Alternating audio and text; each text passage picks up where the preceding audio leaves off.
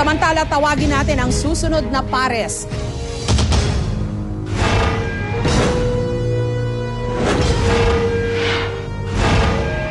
Isang negosyante, Ginoong Baldomero Falcone.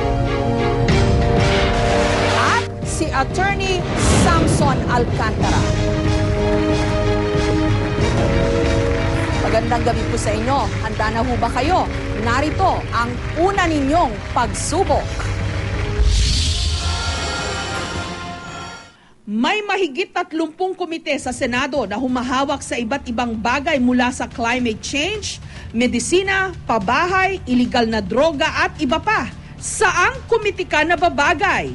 O gusto mong salihan? Bakit? Sa bunutan, una pong sasagot si Attorney Samson Alcantara.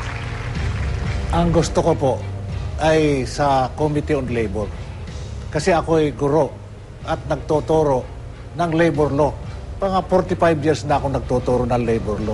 At makikita natin doon na marami pang dapat gawin. Dapat isosog or amend doon sa provisions ng labor code o kaya yung mga ibang batas tungkol sa labor. Gusto ko pa rin sana na magkaroon ng independent or a separate code for the teachers. Ako'y guro. At gusto kong protektahan ng mga karapatan ng mga guro.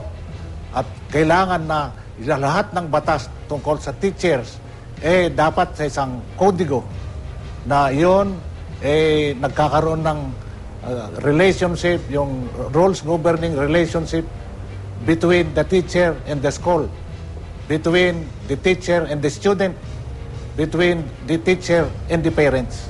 Yun po ang aking pakay. Gustong-gusto ko talaga maging member ng Committee ng Labor. Kung sana maging chairman ako. Maraming salamat po, Attorney Alcantara.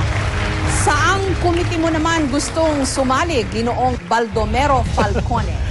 I'm Bal Falcone. I am the only Bisaya around. So, ang gusto kong committee is pabahay at saka livelihood. Nakita ko na marami masyadong Filipino families na nakatira sa kariton, postcard. Nakatira sa simenteryo. Kumakain ng pagpag foods. May mga bahay sa Tondo, sa Bitas River na walang CR, walang windows, walang doors. It's such a pity. So, I would like to be in charge of the Committee on Housing. And when I say that we are pro-poor, I mean not to say, not just lip service, because the Democratic Party of the Philippines or Democratic Party of the Poor have actually been giving livelihood to Aitas who have been displaced by Mount Pinatubo. At saka, we are conducting regular seminars so that eventually ang mga pobre sa mga Baseco at saka squatter colonies will be collocated into Zambales, providing livelihood at saka... Okay.